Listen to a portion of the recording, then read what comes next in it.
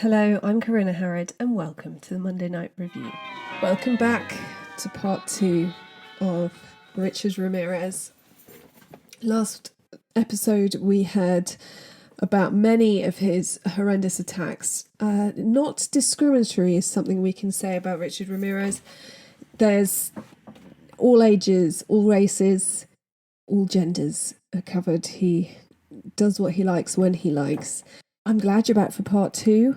I decided it's unfair to make you wait for a whole week, and I cannot wait to be rid of this guy. So we're going straight back into it. As always, huge trigger warnings for this one. Rape, murder, torture, blah, everything. So if you have not listened to part 1, you should listen to part 1. Otherwise you're coming in right in the middle of a rather horrible story. And if you found part 1 a bit much, I mean, you may not, this I think may be a bit easier, but hard to say really. On the 6th of August 1985, we're going to Northridge, which is 25 miles from downtown LA. I did an episode on the Cecil Hotel where we talked a bit about the problems that LA was facing at the time. So downtown LA, basically at this time, I'm not sure about it now, you could do anything, get away with anything. It was kind of a lawless area. But 25 miles away, Virginia and Chris Peterson lived in a modest house with their 5-year-old daughter. Chris was 38, 6 foot 1 inches, really fit. Virginia is really tall. She's 27. She's a postal worker. She and Chris have saved really hard for this home and they love it. And they really happy family unit. The killer enters the house through a back door. And now it's worth noting that he always checks all the front doors and windows first. And we talked last episode about how sales of locks had gone up. One of the victims had actually cut down a tree in her front yard so that there was nowhere for anyone to hide behind. And yet he still seems to be able to get in through the back. People are not locking the back doors and windows. If you're going to lock all your doors, make sure you lock all your doors. The thing about this attacker is he is happy to walk straight in through your front door. If you've left your front door open, he's going to go straight in through it like he owns the place. But he is always going to check the back door. So there's no point in being security conscious at the front. It's also he's one of the people that led to the understanding that if you've got those slide doors, which we don't have as much here in the UK, but I think are quite standard in the US, to put a piece of bamboo or stick or something in the slider so that the door can't be forced open if they can switch the lock. He would also always reach inside doggy doors. He didn't want to make a sound. He loved the look of surprise on people's faces. So he would get in as silently as possible, but he would reach inside doggy doors. So Chris and Virginia live in this house. They're very happy. The killer enters through a back door. And this time he's got a 25 automatic. He's moved on from his 22 handgun. He's now got a 25 automatic. And as he enters the bedroom, he cocks the gun, which wakes Virginia. He says to her, "Shut up, bitch," and shoots her under the left eye. Now she feels that she's been shot with a stun gun, which we'll get into later. And she says, "Oh, he tasered me in the face, or he shot me in the face." And Chris wakes up and sees his wife's wounded face and is like, "Where did your face go?" The killer then shoots Chris in the right temple and then shoots twice at Virginia, missing her. Now, Chris is a fucking hero and a machine. And when he hears, he's down on the floor, and when he hears his daughter start screaming in the next room, he stands up and realizes that he is fighting the Night Stalker that everyone's been talking about, and he just starts hitting him.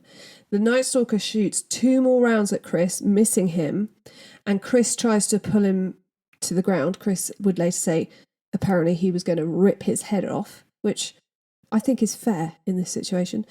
And the stalker just tosses him over his back and runs back out through the sliding doors. Chris chases him and then stands in his doorway and just starts yelling for help. The neighbours call the police, and Chris and Virginia and their daughter go outside and wait for help. But then Chris is like, nah, this is taking too long. And he loads them into his pickup and takes them to the hospital. He has been shot in the head, and he's just like, this is not happening. Now, obviously, I'm not saying that everyone else who died just wasn't tough enough. It turns out that the Night Stalker has used old ammunition, and the gunpowder has lost some of its potency, so the shots that hit Chris in the head didn't penetrate his skull.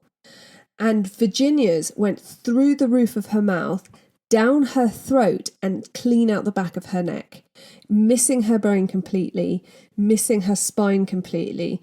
And so later on when she's interviewed, she is, it's a very traumatic experience. Her 5-year-old daughter says, "You're not my mummy, you're ugly." Like, there's a lot of disfigurement that she has to deal with. It is by no means an easy escape, but compared to what other people have endured, it's a pretty phenomenal experience. And it's also the first time that the attacker is sort of recognised really for who he is. And this guy, Chris, is just not having it. If he can get him, he's going to rip him limb from limb. There are no footprints. There's no cut phone lines, because usually what the Night Stalker would do is he would disable the man. He would get the man out the way. He would rape and torture the woman and get her to tell him where the valuables were, and that is when he would cut the phone lines. So he hasn't cut the phone lines. There's no ransacking. But the fact that he calls Virginia bitch, which all the witnesses and all the victims who have survived have said he would tell them, shut up, bitch, is confirmation really enough for Salerno and Carrillo to believe that this is probably their guy. Also, obviously, they've got Chris saying it was the Night Stalker, and he used the word bitch so much that later on when they were doing lineups, they would have the guys in the lineup say, shut up, bitch. On the 8th of August, so 2 days later, he enters the home of Sakina and Elias Aberworth and their 3-year-old son and 10-week-old son. Elias is shot in the temple, dies immediately.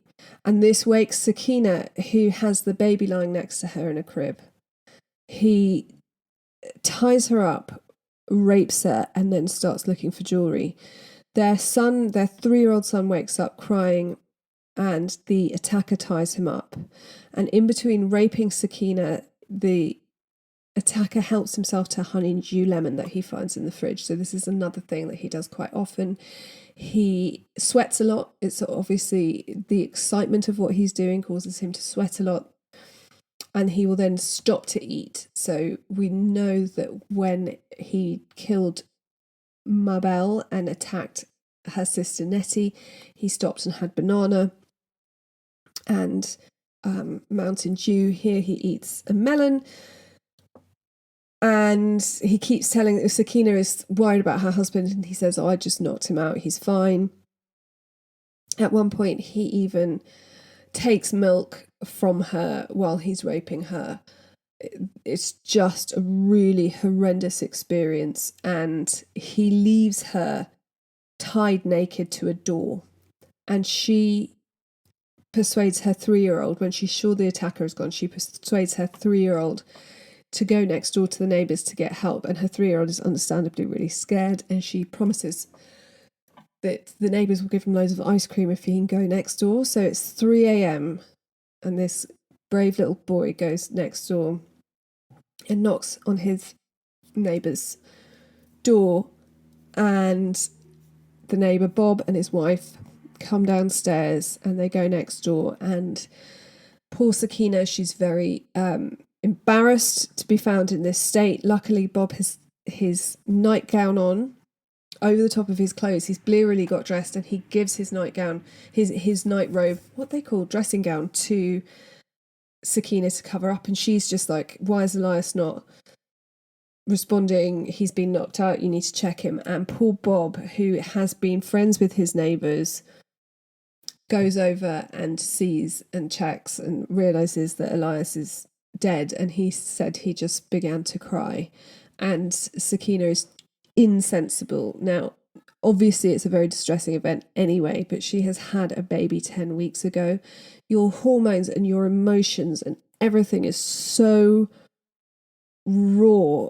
She is just absolutely hysterical.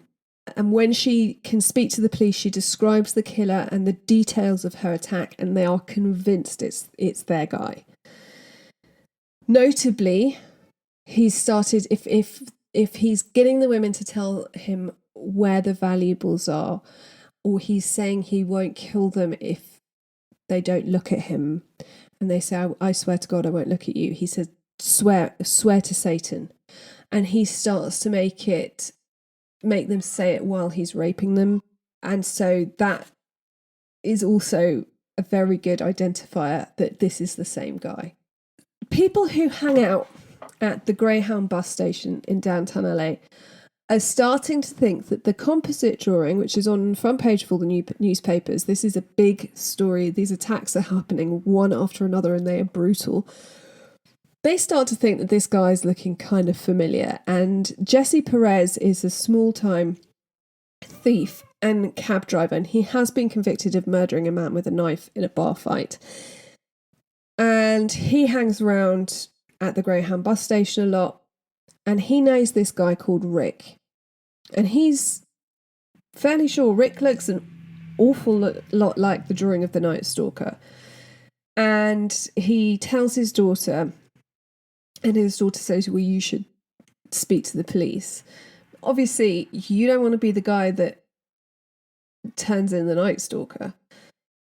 Meanwhile, 66-year-old Peter Pan and his 62-year-old wife Barbara are far away from the problems that are happening in LA. They live in Eucalyptus in the Lakeside District in San Francisco. They had immigrated from Hong Kong in 1969. They were really proud to be American citizens. They just loved being in America.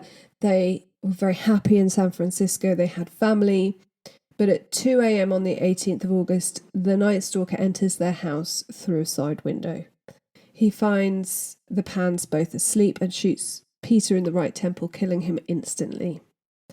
He sexually assaults and beats Barbara, and she fights him off, and he shoots her in the head for resisting him.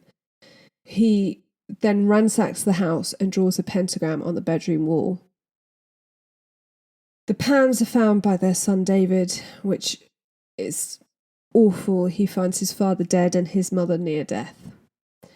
The pentagram, a .25 shell casing with a red circle around the perimeter on the shell casing, and the way that the house has been broken into mean that Carrillo and Salerno, even though they're in LA, are convinced that their guy has moved to San Francisco, and they hop on the next flight there. They go and have a look. They get to San Francisco. They lay out their case to the San Francisco detectives because obviously he has done so much horror in LA. This could just be the start of his rampage in San Francisco. So they lay out everything they know to the San Francisco detectives, and this information travels up the chain of command, and it eventually gets to Mayor Dianne Feinstein, who will later go on to be Senator Feinstein. And she calls a press conference in City Hall and goes on to tell the press everything they have about the Night Stalker.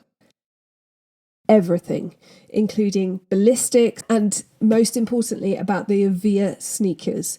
So everything the cops have that can link the murders and the attacks, and will also be useful to them when they catch the guy because he could easily say it's not him. They've got this very specific type of ammo. They've got these shoes. There's only one pair of these shoes. She tells the press everything. Carrillo and Salerno are furious. And just as in LA, the sale of guns, guard dogs, locks, and security cameras went off the charts, the same thing happens in San Francisco. The killer hears the news. He walks across to the middle of the Golden Gate Bridge and drops his Avia sneakers over the side. He gets rid of his gun. All the evidence gone. Back in LA, 29-year-old Bill Cairns and his 27-year-old fiancée Carol Smith have been to the movies. On their way home, they talk about the Night Stalker, the fact that he's attacked someone in San Francisco, what happens if he comes near. They're thinking about getting bars put on their windows, maybe even getting a gun. They live in Viejo in Orange County, which is 76 miles south of LA. Bill is awoken by the sound of a gun being cocked and a flashlight in his face. He's shot in the head 3 times. The attacker then slaps Carol around and tells her to say that she loves Satan. He ties her up and forces her to tell him where the jewelry and valuables are. He rapes her, makes her show him where the cash is hidden, and he leaves her hogtied in the bathroom, saying, "Tell them that the Night Stalker was here." However, little does he know that a kid saw him drive past, thought that he looked suspicious, and saw him again after the attack. And because he sees him again after the attack, he memorizes the number plate. Now, Carol calls the police and the ambulance as soon as she's sure the attacker is gone. And they're both taken into hospital. Bill is taken into emergency surgery. They're able to remove 2 bullets from his brain, but have to leave in a third as it will cause more damage getting it out. Meanwhile, this kid tells the police about the number plate. Now, 27th of August, Jesse Perez. Remember Jesse Perez from the Greyhound bus terminal? His daughter calls the sheriff's task force, telling them that her father knows who the Night Stalker is. He has bad teeth, talks about Satan, and is from Texas. He calls himself Rick. Police go to her house to question her, and halfway through, Jesse arrives, and he's kind of pissed off that they're there, but he says that he once bought a .22 automatic from Rick. He'd given it to his friend in Tijuana who had needed it for protection, and the police say, "Can you get it back?" And Jesse said, "Probably." Now, Perez also gives the name of Rick's fence, who has taken the most of this stolen stuff. Now, the thing is, he'll buy this stolen stuff, but he doesn't want to get caught selling it, so he will hold on to it for a bit and sell it as and when, so he still has quite a lot of the stuff still in his possession. So police go to the Fence's house. They search the house. They find a load of stuff connected to the Night Stalker attacks. The Fence is confusingly also called Salerno. So he's called Solano. So I'm going to keep calling him the Fence. But he too only knows this guy as Rick. Meanwhile, police have tracked down the abandoned car that matched the description and the number plate that was given to them by the kid outside the latest attack. They check it for prints, and there's no joy. But just when they're about to give up, they find one clear, perfect print on the rear view mirror. What they need, though, is a name. At this point, you cannot just run this fingerprint. You need to be able to compare it to something. So they need to narrow down this Rick. They've also shared pictures of some of the stolen jewelry to say, has anyone got this jewelry? Someone is buying this jewelry. And a couple of people have come forward. Now, one man says that his wife has been given a bracelet like the one in the picture from his mother-in-law. So this woman has given her daughter a bracelet, and the daughter's husband comes forward and says, That bracelet looks an awful lot like the one my mother-in-law gave my wife. The mother-in-law is called Donna Myers. So Carrillo and Salerno go and meet her, and Donna says she was given the bracelet and some other jewellery from her friend Rick, who she'd met whilst living with a guy called Armando. Donna knew that Rick was a thief, and on several occasions he'd asked her to hold jewellery or money for him. We don't know much about Donna. I think possibly she'd made some bad choices in life, and therefore holding jewellery that she thinks has been thieved isn't a terrible thing for her. So Donna says, again, she only knows him as Rick, but her friend Armando might know more. So she calls Armando, and the police are there, and he's really not very forthcoming. They put the pressure on, and he says, look, the only thing I know is that his surname is Ramirez. So they finally have a name.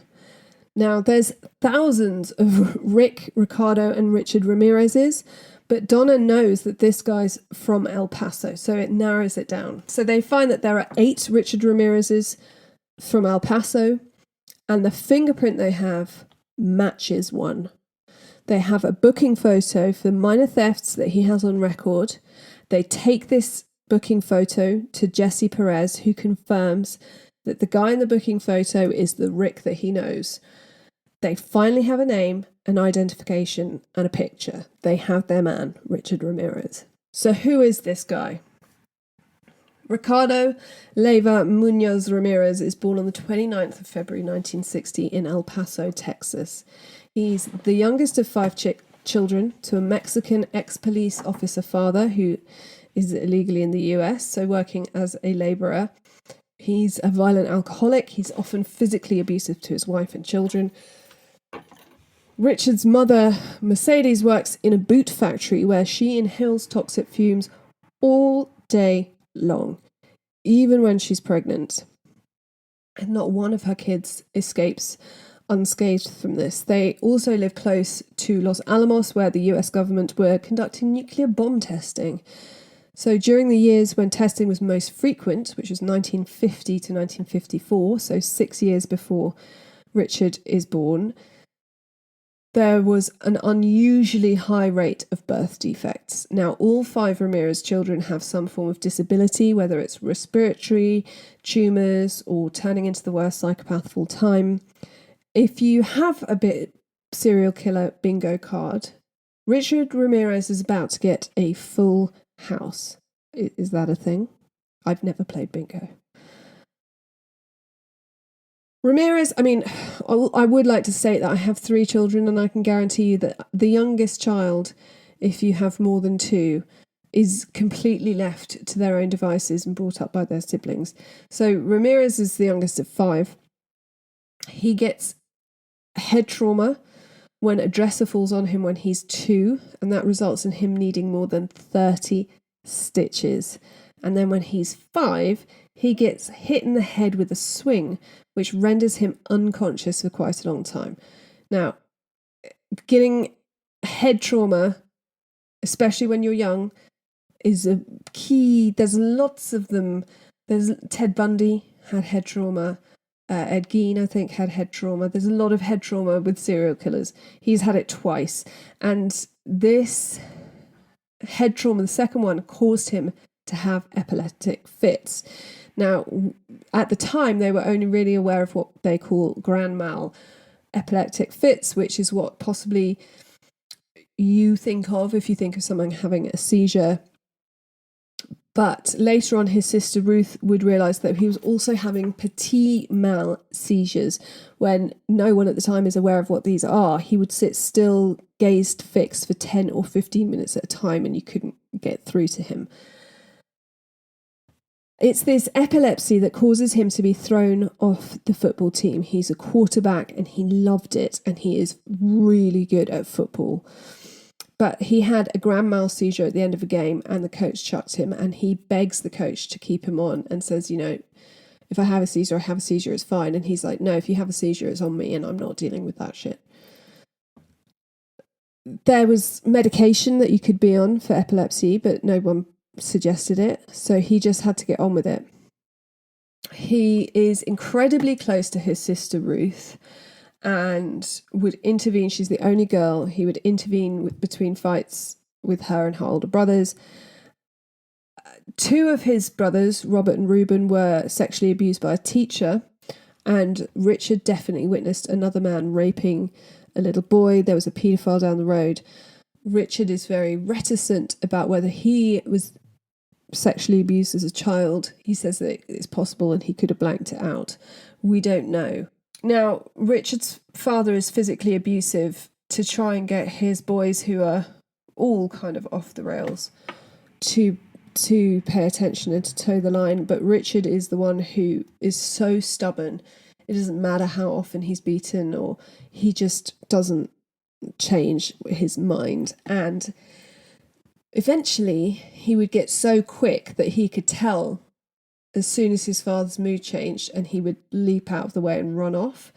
To avoid confrontation, he'd often grab his sleeping bag and go and sleep in the cemetery because it was somewhere quiet, it was dark, there was no one there, he could have some peace and quiet.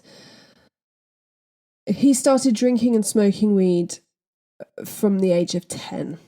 And by 12, he was deeply under the sway of his older cousin and Green Beret, Miguel. Now, Miguel's known to his family as Mike and had fought in the Vietnam War. And at one point was one of only 2 men to survive when his platoon were attacked. Now, there's a lot of trauma for those who fought in the Vietnam War, any war, but Vietnam was very horrendous, and he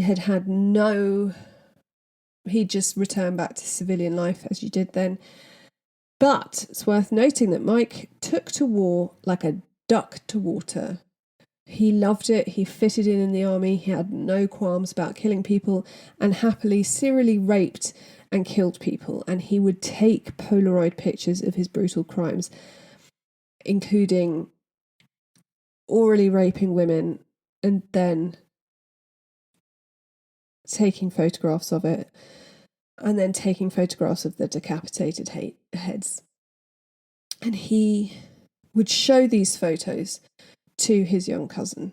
So some of these pictures were of the Vietnamese women being raped, murdered, disemboweled, or decapitated. And Richard Ramirez would later say that he found himself fascinated by these pictures rather than repulsed. Now, adolescence, we know, is a time when we get our ideas about sex and relationships, and at no point has Richard Ramirez seen anything bordering on a healthy relationship. His father abuses his mother. His brothers have been raped by teachers. He lives down the road from a paedophile. His sister would go on turn out is married to a dickhead. Now he's seeing all these Polaroids and hearing all these stories, and he's never given a chance to find a normal view of sex. He's taught that if you want something, you take it, and when you're done with it, you can dispose of it how you wish. Now, it's Mike who teaches Ramirez how to stalk silently, how to kill with a knife, how to hide in the dark, creep around at night. A lot of killers take time to perfect these things, and Ramirez is taught it from the get-go. By the time the Night Stalker attacks happen, he is a pro, to the extent that initially the police suspect they're looking for a Vietnam vet because there is sodomy involved. Because of the way the throats were slashed, quite often there would be a stab in each side of the neck before it was sliced open. And again, army training.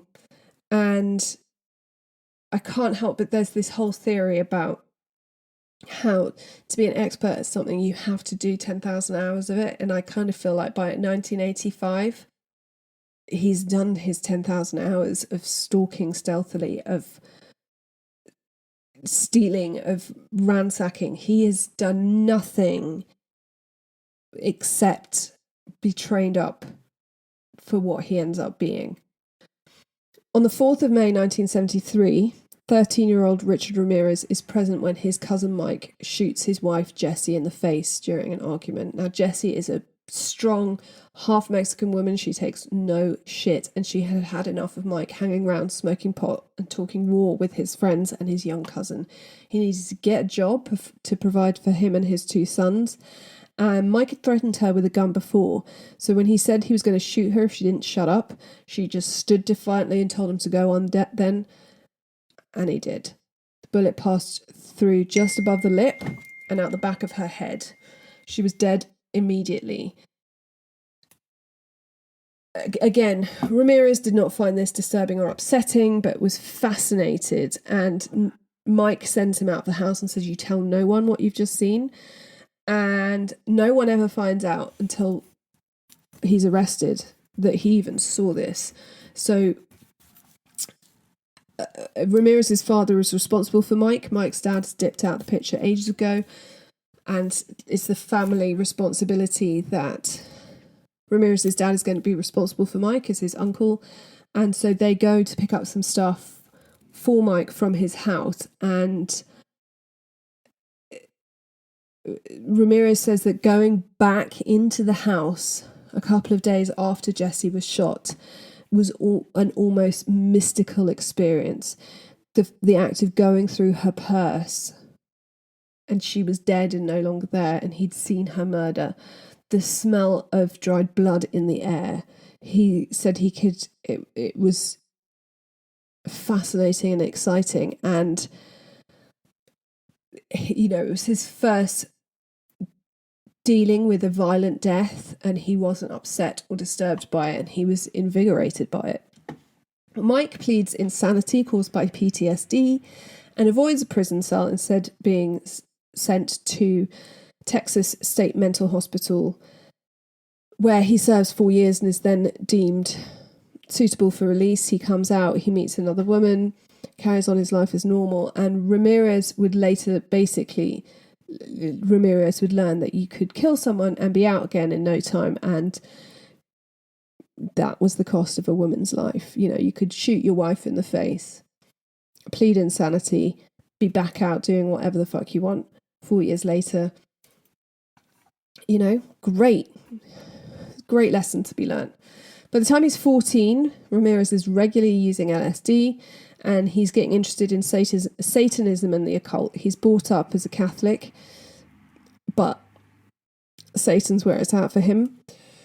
As if this isn't bad enough, Ramirez then moves in with his older sister. He's had enough with his dad. His dad's trying to get him to straighten up.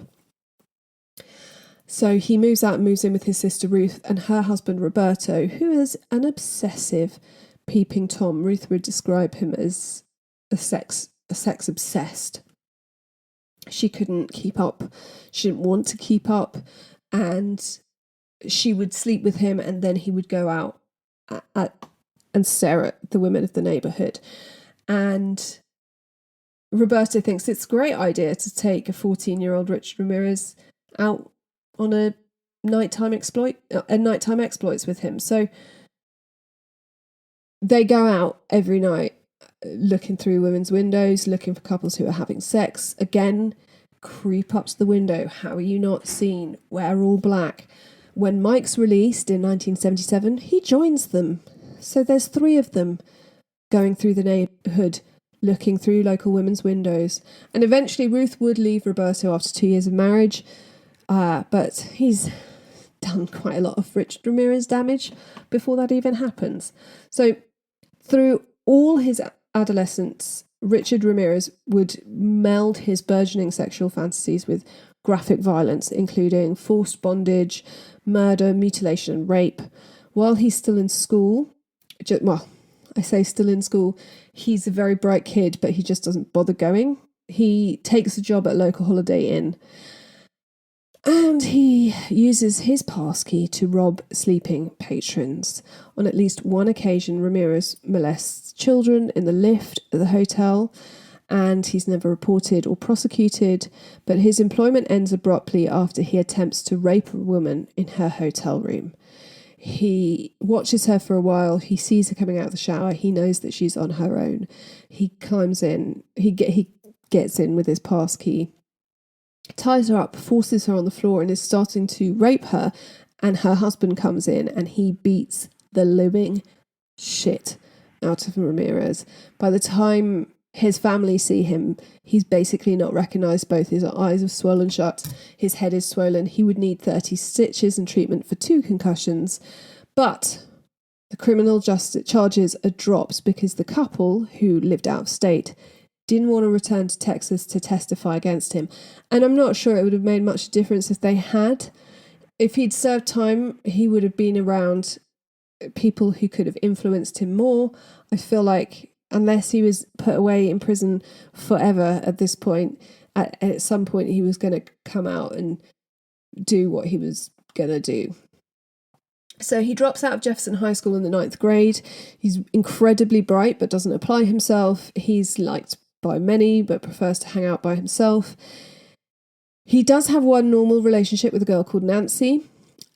She describes him as generous and thoughtful and fun. There's no indicators of the man he was to become.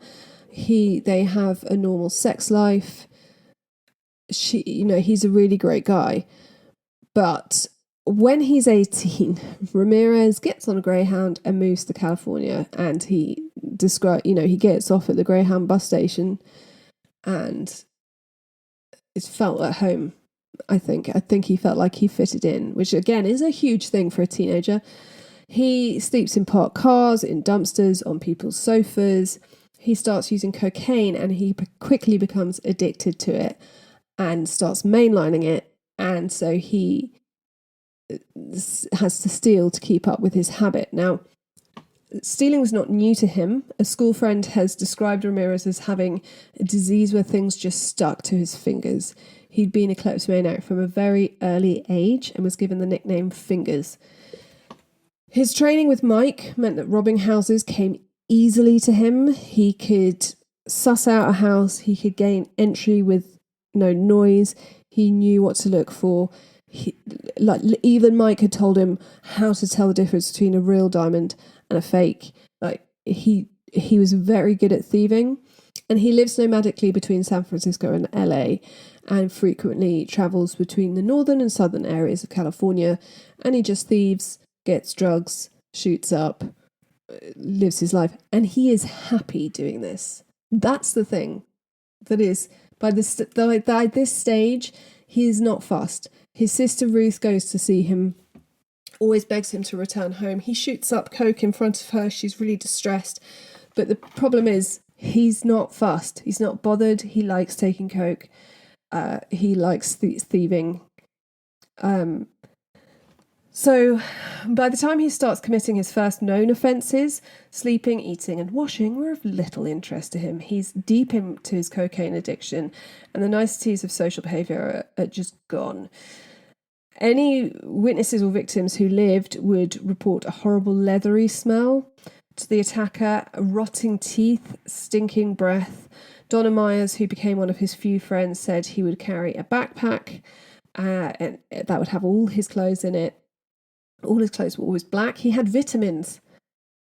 I mean, start with cleaning your teeth, Richard, before the vitamins. His beloved heavy metal tapes and Walkman, which he listened to all the time, and he just lived off junk food and yogurt.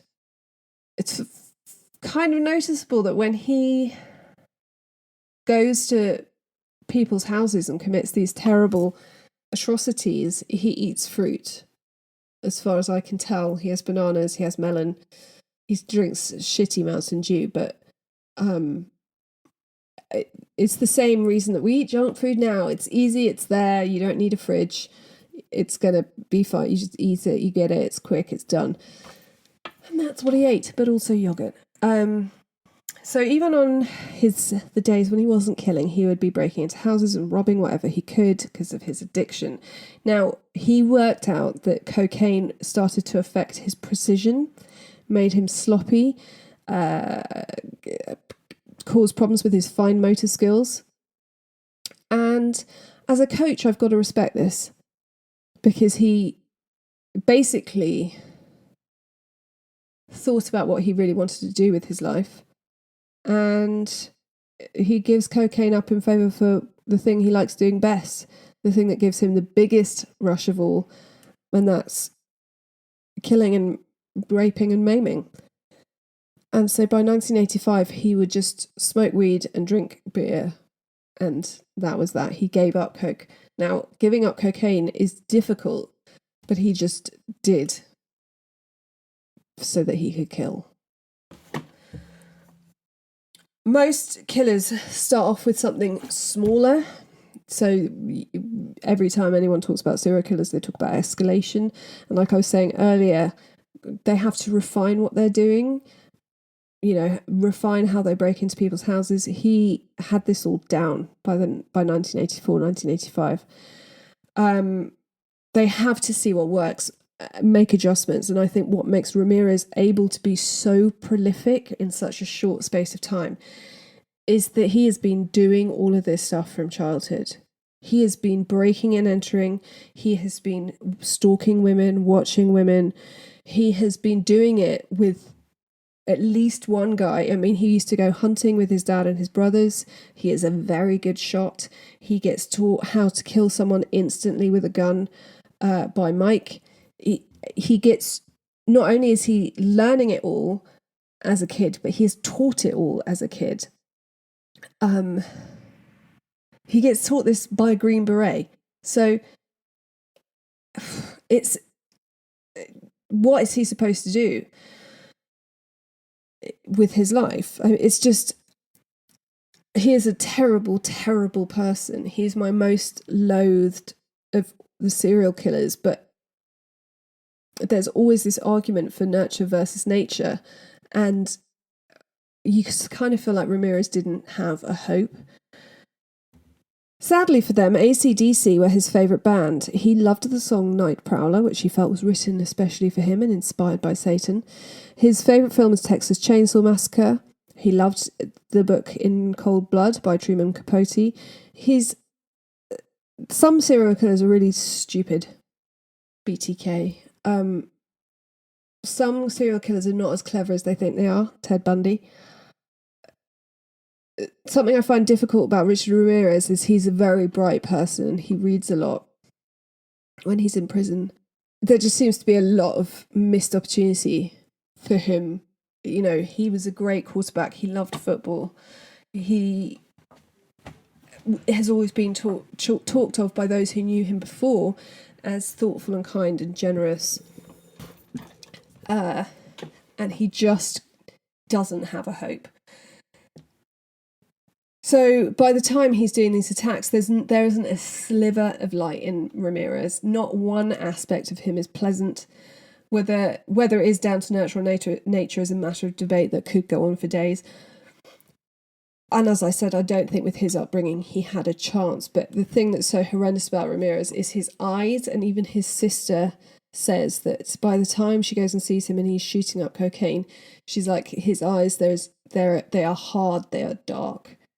There is nothing, and that is something that people constantly say about him. And you can see when you look at him, his eyes are terrifying. The thing that's so horrible about Ramirez, which made him so difficult to catch and enabled him to be so prolific, is he didn't have a type. He didn't really have an MO. He liked the 22 because it was the choice of hitmen, relatively quiet, and it does a lot of damage once it enters the body. But he used a tire iron on Whitney Bennett. He will go to the kitchen and find knives. He'd enter houses. He'd take you from his car. He would kidnap children. He is completely random in his attacks, but he does have a plan. He wanted to steal enough to afford his own house where he could set up a torture room in the basement. Now, this is not an original idea. It's about the only run-of-the-mill thing about him. There's a really horrible amount of serial killers who have a torture dungeon in the basement. Robert C. Hansen springs to mind. Now, Ramirez would always use stolen cars, which would make him harder to find. Even if a witness sees a plate or a partial plate, he's often dumped the car far away from where he picks it up. He will pick it up and commit the crimes before it's even been registered as stolen, and then dump it miles away so it's just not associated with anything he's done. And when a car is found, and he wasn't crashing the car, he wasn't treating them badly. So they're found, they're just returned to the owner. So they're not dusted for prints, nothing like that. He also acquired a police scanner so he could listen to what they were saying about him, where they were. And at one point, he is driving along in a stolen car and he knows that the cruiser that's following him is looking for the Valley Intruder, as he was called at the time. But luckily, that day, I mean, what are the chances? Ramirez has slicked his hair back and worn a pair of white rimmed glasses. And the cop drives past him slowly and looks at him. But obviously he doesn't look anything like his photo fit because they can't see what his hair's like, and he's got these glasses on. And it's one of the few times he bothers to change his appearance. I mean, the near misses in this case are just bizarre. So when he steals stuff, obviously you need to get rid of it. Ramirez has a fence, who we talked about, who he'd meet at the Greyhound bus terminal, which isn't a nice place to hang out. Police didn't really like going there, so you could go there. Ramirez knew what his fence liked. He liked VCRs, jewellery, cash. Obviously, Ramirez would keep the cash.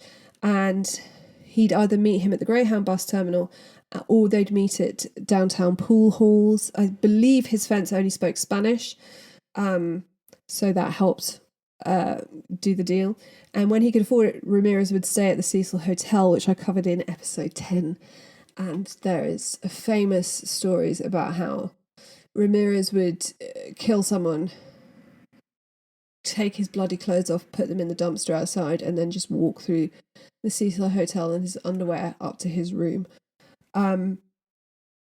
It's unclear when his fence realised he was dealing with a killer whose composite drawings were all over the press, but he does realise, and eventually he will stop dealing with anything that Ramirez brings him because there's just too much blood on them. He doesn't want to have anything, it's one thing turning a blind eye to how someone's getting this stuff. It's another if you know that you're taking something from a serial killer. So on the 30th of August, Salerno and Carrillo put out an arrest warrant for Richard Ramirez, and there is an argument about whether they release this information to the media or they give Carrillo and Salerno 24 hours to get him, because obviously once they know who he is, that gives him a head start. They don't want him to know that they're after him. But they decide to go with a media blitz. So at 11 p.m, it's all over the news. Meanwhile, police are escorting Jesse Perez to Tijuana to receive the .22 automatic, which is, they can tie that one to Ramirez when they get it. And what they don't know is that Ramirez has actually gone to Tucson to see his brother Robert. Now, the Tucson police have been notified that Ramirez has a brother there, but they assume that he will go to Tucson once he sees that his name's in the paper. They don't realise that he's already in Tucson and he hasn't seen the paper. Now, Ramirez goes to Tucson to see his brother. He doesn't get on with his sister-in-law because he's tried to have sex with her, and his brother doesn't want to see him. So Ramirez gets the bus to go back to LA, and he sees loads of police hanging around the bus station. He doesn't realise they're looking for him, and they are checking the buses coming in from LA and don't realise that they should be checking the buses leaving for LA. So he just walks through, gets on a bus, heads to LA. Now, by the 31st of August, which is today, his picture is on the front page of all the newspapers. The police go to the Greyhound bus depot as they know that's where he travels from, and they suspect he's going to try and escape. As before, they're checking all the buses leaving LA, and they set up surveillance.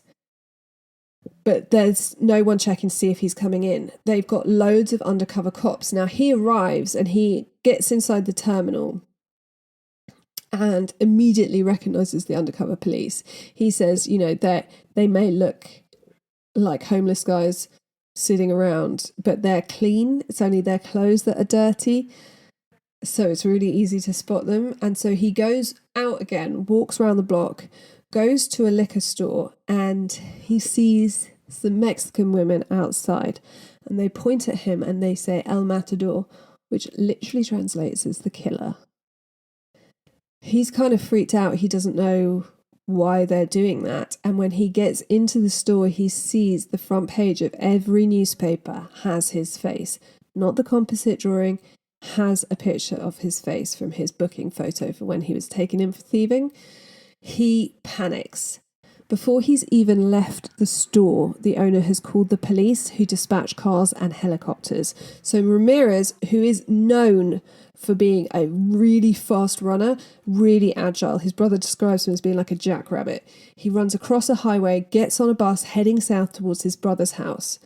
On the bus, a passenger recognises him, pulls the emergency cord, gets off the bus and goes straight to a phone box. People on the bus are talking, so Ramirez gets off after a couple of stops, but doesn't realise that the passenger who had called the cops had then flagged down a van from a gas company that had been passing and said the Night Stalker is on that bus, and they'd been following him. So people all along the route are calling in. Ramirez runs across the I-5 freeway, across all lanes, and he sees Manuela Villanueva sitting with her car idling as she's waiting for her boyfriend to come out of a shop. So Ramirez tries to pull her out. He doesn't have a gun on him. We'll find out later where his gun is, but he tries to pull her out. He says he's got a gun, he's going to kill her. She screams, and a group of men come out of the shop. They recognise him, and they give chase. Now, interestingly, the block he's running through is made up of mostly hardworking Mexican Americans. They know that Ramirez is Mexican, and this has caused uproar throughout the community. They are pissed off. They're not about to take any of his shit, and they're not about to let him get away. So he is leaping through people's backyards. They shout, they punch him. They all call the police, and they start following him. So he tries to steal another car, this time from Angela de la Torre. He punches her in the stomach, and her husband Manuel, hearing her cry El Matador, comes out, gets a metal fence post and smacks Ramirez in the back of the head. Ramirez runs down the street, and he's just chased by this angry mob of residents who not only want to get the maniac who's been terrorizing them off the streets, but they want to kick the shit out of the man who's been damaging the Mexican reputation. Manuel manages to smack him on the head again, and Ramirez goes down. Manuel tells Angela to go and get his gun, but luckily her neighbour talks him out of it. Now, in a strange twist of fate, the first policeman on the scene is called Deputy Ramirez. He's no relation. He doesn't know what he's coming up to. He's just been told everyone has been told that the Night Stalker is on the loose. They know that everyone's chasing him, but he's been sent to a report of a man with a gun. So he walks up. The crowd have got Ramirez on the floor shouting, we've got him, we've got him. But Deputy Ramirez doesn't know who until he asks the bleeding man sitting on the street what his name is, and he says Ricardo Ramirez. And then the penny drops. So he calls an ambulance who come and bandage up the head wounds, but now a larger crowd is starting to form. The police have to get him out of there. The crowd are going to lynch him. So he's searched, handcuffed, and put in the back of the police car. By the time they pull away, there are hundreds of people around the car, banging on the car, and they are followed to the prison by news vans. Frank Solano and Gil Carrillo arrive. They finally get to see this guy. Their families have been affected. Gil's wife and kids have moved in with her parents. He hasn't been living with them. He's been by himself. It's been really traumatic for both their families because they have been working non-stop. And they see he is just like witnesses describe him. Ramirez had read about Ted Bundy and the Hillside Stranglers. He's really pleased to meet Frank Solano. He's thrilled that he gets, the badass homicide cop after him. And they interview him. He refuses. He says, I'm not talking about any of the crimes, but I will talk to you. And so Carrillo talks to him in Spanish, which Ramirez seems to prefer. And eventually he asks for a lawyer. So they're told there's a lynch mob outside. More than 1,000 people are waiting for their chance to get their hands on the Night Stalker. So they have to take him to a different jail for better security, and they have to go with a motorcade. So they're driving through to this new jail, and they realise that there are women along the route who are lifting up their tops and getting their boobs out. There's a toss-up between, is it because everyone's so happy that he's caught? There are thousands of people lining the streets, or is it something about Richard Ramirez? So when they search him, they find his wallet and they find a ticket for a lockup at the Greyhound bus station in his wallet. Now, he has told one of the policemen this before he'd been read his Miranda rights. He had said, oh yeah, in my wallet you'll find the ticket, and that's where I keep all my guns and stuff. And then he said, this is all off the record, right? And they were like, no, I'm writing everything down. And he zipped and wouldn't speak and asked for his lawyer. So they had sent someone to clear out the locker, and the contents is brought in and catalogued. This is what was found in Richard Ramirez's bus locker. A jar of Vaseline, a black pair of Stadia sneakers, a bottle of vitamins, a pair of brown gardening gloves, long nose pliers, locking pliers, 2 sets of keys, a .32-20 revolver with ammunition, 4.25 caliber, 5.25 caliber cartridges, a pair of sunglasses, a can of Weight-On, and an AC adapter. The .25 caliber ammunition had the red circle around the perimeter, which matched those found at some of the crime scenes. Now, the Ramirez family find out that the baby of their family has been arrested and believed to be the Night Stalker when it's on the evening news. That's how they first hear about it, and they're horrified. They can't believe it's him. The phone keeps ringing with reporters wanting to interview him, and Ruth is sent to LA, accompanied by Nancy, ex-girlfriend Nancy, who, again, the gentle, quiet, nice guy that she's dated, she cannot believe it's him. And they go to see Richard, and when he sees them, he says it's not him, he's not guilty. Now, whilst he's in prison, lots of women start writing to Richard Ramirez, believing him to be at best innocent, at worst misunderstood and angry and in need of a good woman. He has so many women after him. He has women who go to visit him who pleasure themselves in front of him in a room with other police officers. He has Satan worshippers who think he's done exactly the right thing and he's great. The whole thing is mind-boggling. Now, he's taken in to do a lineup with all the witnesses and victims who survived, and they have to do it in an auditorium, and even then they have to do it twice to fit everyone in. Now, they have 5 men in this lineup, and all the men are asked to say, "Look, don't look at me, bitch, or I'll kill you." Ramirez is number 2, and people visibly react when they hear him speak. Now, one of the witnesses is 6-year-old Anastasia Hironas, and she had this awful ordeal. And apparently Gil Correa says to her, you just write down, they're all given a piece of paper, they have to write down the number of the guy if they recognise him. And she says in this loud 6-year-old voice, Mr. Correa, do I write the word 2 or the number 2? So she's a total badass, and later on she says that she will testify in court if it means that the other kids don't have to. We'll get to that. So Ramirez is represented in court by the Hernandez brothers, Daniel and Arturo. Ruth had met Daniel at university in El Paso, and he's now practicing law in San Jose. People are worried it's going to be a mistrial because they don't know what they're doing really, but Ramirez insists that they represent him. At an early court hearing, he pleads not guilty, but then he shouts, "Hail Satan," and lifts up his hand to show a perfectly drawn pentagram on his palm.